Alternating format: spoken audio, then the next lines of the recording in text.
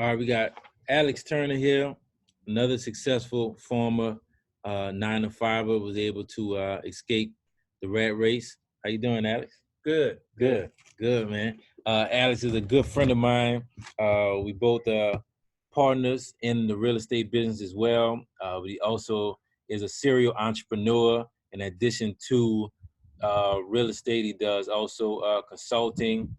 He's ran a collections firm. He's been in the hospitality industry nationwide.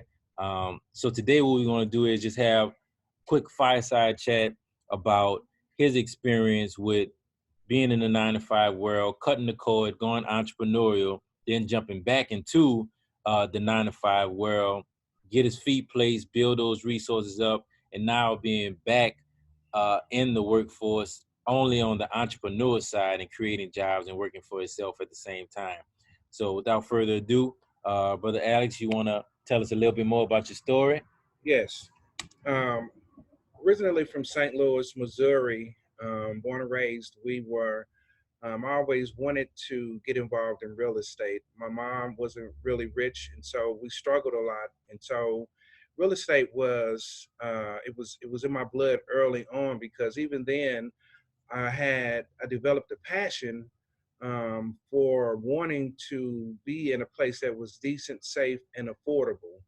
As I continued to move throughout my young career, I had the opportunity to connect with some phenomenal developers and entrepreneurs who really took me under their wing as a mentor, and I learned real estate from end to end.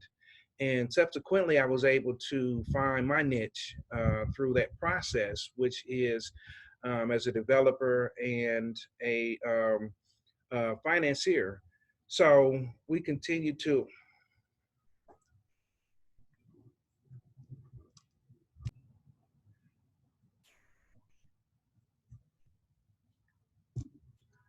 So meeting my mentors, I had the opportunity to really learn the ABCs from end to end in regards to real estate, from being a loan officer to studying and taking a real estate agent's test to actually going down to the courthouse and actually pulling title work and going all the way back to learn how the property, when it was built, how it was built, and the succession of ownerships all the way through its current ownership, and even dealing with the title companies and so forth. I naturally was drawn to real estate development, which is a cornerstone in regards to what I currently do right now, because I saw an opportunity in properties that were dilapidated and without love, and an opportunity for me to come in and to create a vision there, to build it up, and to obviously to make money at the same time. So subsequently, as I continue to move through real estate, all the way up through the when it tanked in the submarket time around 2008, 2009. At that time, my wife, my sister, my brother, and myself, we had formed a company, and this company, we created a niche where we were able to service larger property management companies. My wife particularly created a division that served the companies by providing real estate specific staffing in terms leasing agents, administrative personnel, and so forth. And so she had a staff of about 10 people, full time, 40 hours a week. And I created a division, it was called Concierge Collections, that still worked for bigger property management companies on the opposite end of it. And what we would do, we found that a lot of those companies, they had gotten too big, that they lost the flexibility. They couldn't deal with the people. So concierge collections allowed them to focus more on their other operations and property management, and we provided service in those areas. Think of it in terms like a maintenance guy, if you will. You know, the property manager isn't going out painting walls and doing HVAC and stuff like that. They bring contractors in for items like that. So real quickly, that concierge collection service, when you created that, you had came from a job. Yes. Okay. I So did. what was the last job before you cut the cord and started that? Yes. So I actually worked at two Fortune 1000 companies, and My background is in sales and marketing. I'm naturally a sales and marketing guy. So my job right before coming out was I worked as a staffing manager at Robert Half International in Hartford, Connecticut. Okay. And so, but I was so to go back to that point. So yes, that's where that was. And then prior to then, I actually worked in several small loan financial companies doing collections, and it was always dealing with some aspect of money, real estate, sales, and marketing. Okay. My career prior to coming out and starting our company.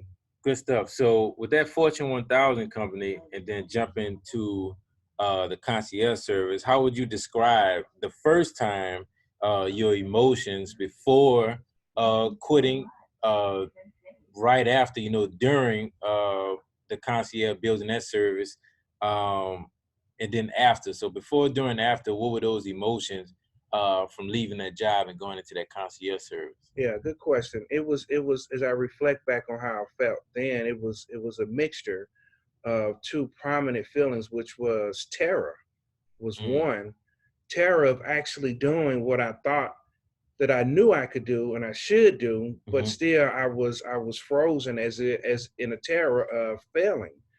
One of my greatest fears is, if to be completely transparent, is to be a failure. And so I always pushed myself beyond, which is still motivating me to this day, is because I don't want to be a failure. And it's refined itself in terms of what that looks like. But that at that point, my fear was to fail. But I also knew in my heart and in my spirit that I had a great idea, I had a great concept, and I had actually tested the market with a couple of agents, regional property managers at that point that I had met, and ran the idea by them, kind of like a proof of concept, if you will. And that's actually how we got the first big contract with them. And so I knew I had something at that point. And so at that point, I just took the leap, and I went from there. I think that was important. If you could probably bullet point exactly what those 3 to 4 things was that gave you that confidence. So I remember the last thing you said, you had a proof of concept, and what were the others? That was more like a checklist that you made that gave you that confidence to know that this can work. The proof of concept was the last thing, and that's just business, period. But those are some other factors that built that confidence up. You want to repeat those? Sure. So proof of concept was one. The other one was I knew that there was it's kind of like, it goes into proof of concept, a market for That's good. what it was that we were going into. There was a niche for it, which is one of the things that really made the concept and the business so successful. And so we also had, the other thing was, we had a support group around us at that time to provide information, so forth and so on. And those 3 things were critical to actually making the leap. That's good. And how did you build that support group, and what did that support group look like?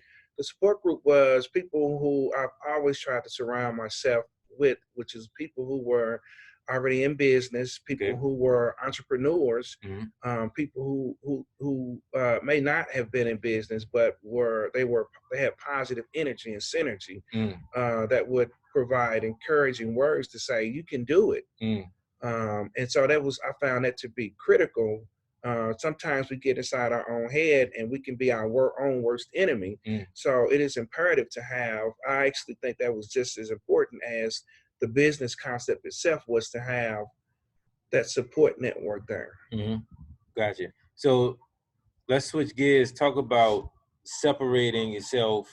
And the concierge service was in what city? St. Louis, Missouri. So St. Louis. So now the jump from St. Louis to the next 9-to-5 job that you fell into, what were those emotions and the decision that pushed that move?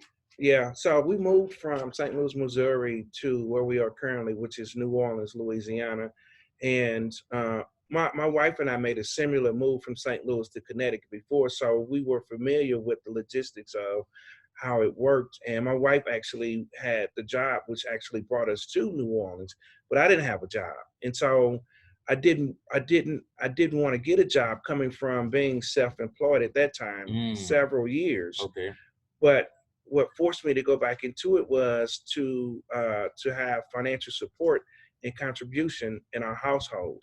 And so I actually was looking at some jobs that I was even unhappy about it, very unhappy about it. Coming down here was like about working. the search. Unhappy about the job search or the actual job? Yeah, the job search, because Okay. I was looking and doing things that I knew was way below what I could do, but Absolutely. because I didn't have, I wasn't familiar with the market down here, and so I was willing to take just anything.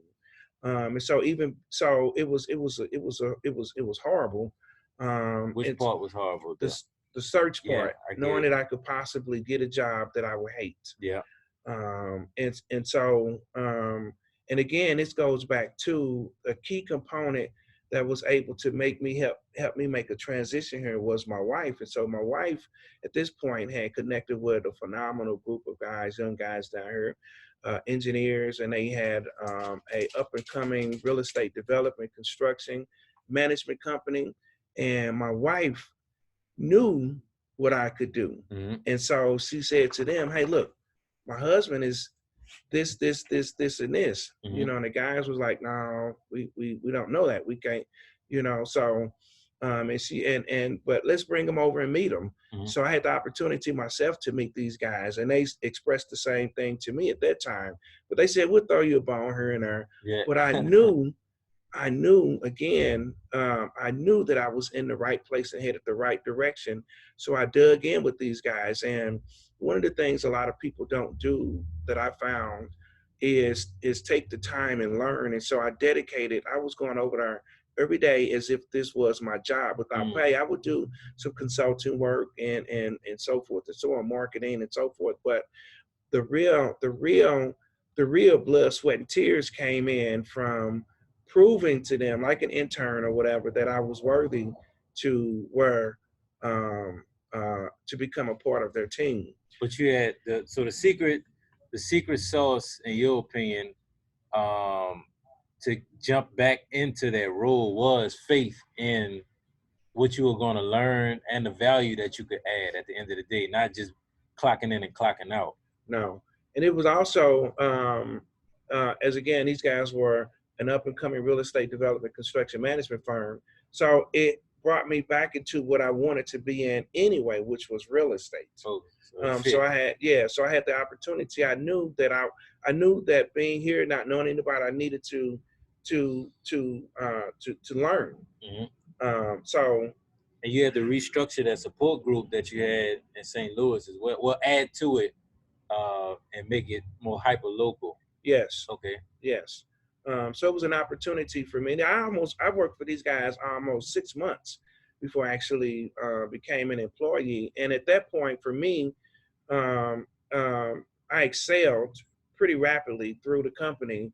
And prior to retiring in January 2019, I had made it up to the level of vice president of business development. I had the opportunity to learn some new skill sets and information and so forth. But there was always, even coming into it, my wife can bear witness to this. I knew that I knew that I needed to get acclimated, and so that is actually what I said to the guys when I came in. I said, I have a limited time here, guys, because I know I need to learn and grow up and get my legs up under me. But when I'm at that point, I'm going to have to leave. I'm going to have to leave, and so that's always been a burning fire with me, even working at other jobs and all throughout my career, is that burning fire that was insatiable. And so, which is one of the things that caused me to make the leap, 20 years ago. But I knew I was more cognizant of it this time and knew what I needed to do, how I needed to do it, and to make it clear what my intentions were from the beginning.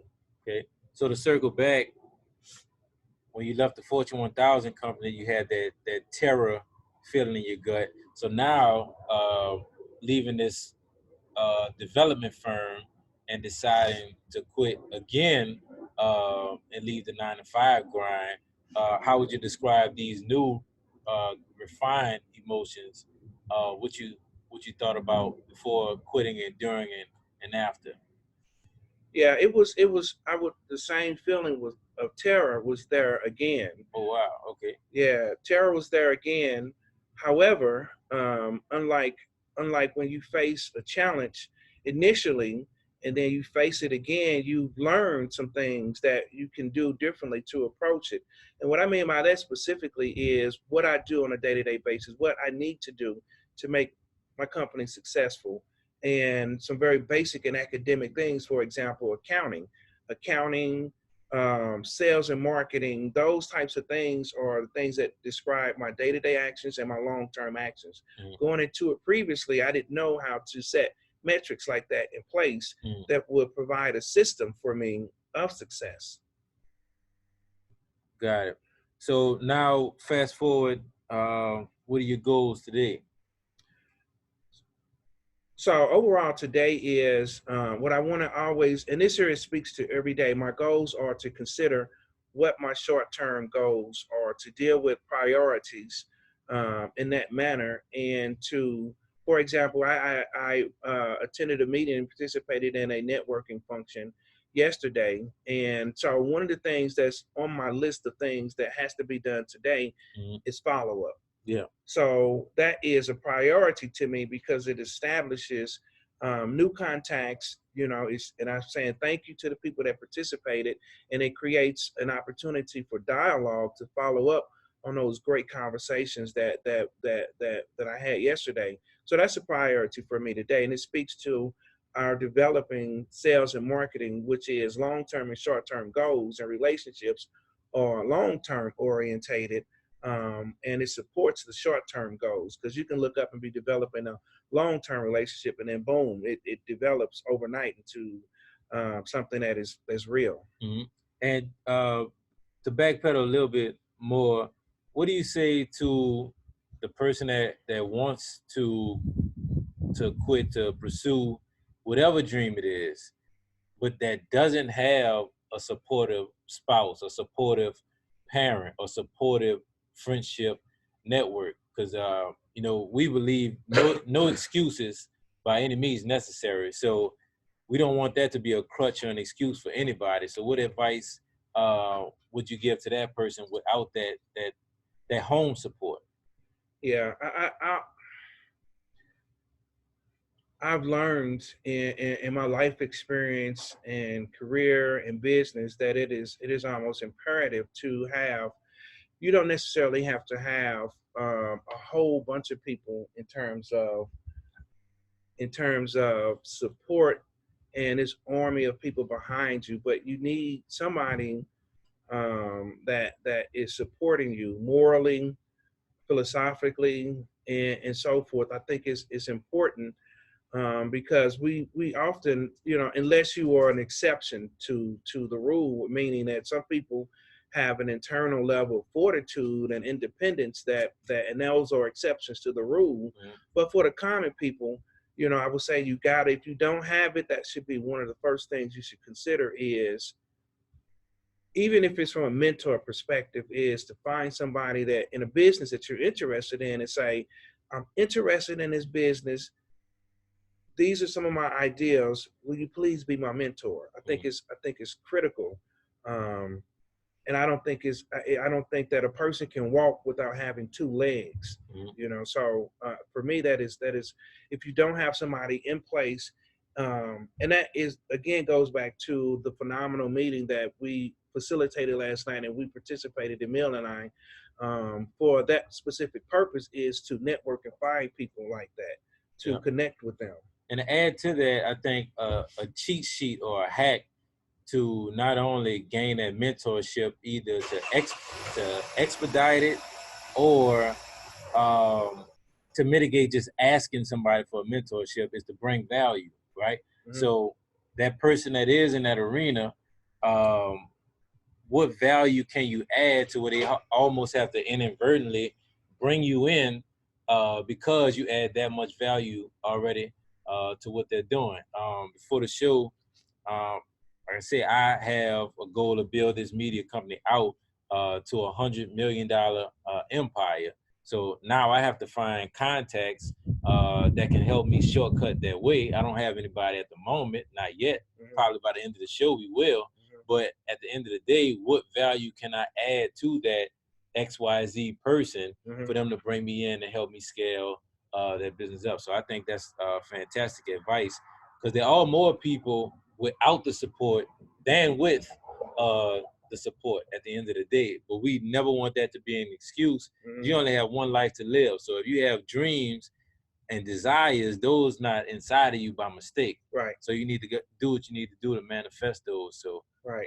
I'm with you on that, brother. So yeah, so I want to speak to that real quickly. When I came into VPG, into the development company here in New Orleans, I had to show the value of what. That's a good question. And when you're looking at it, you're at a certain point, whether it's personal or business or whatever, you want to know what value do you bring to the table.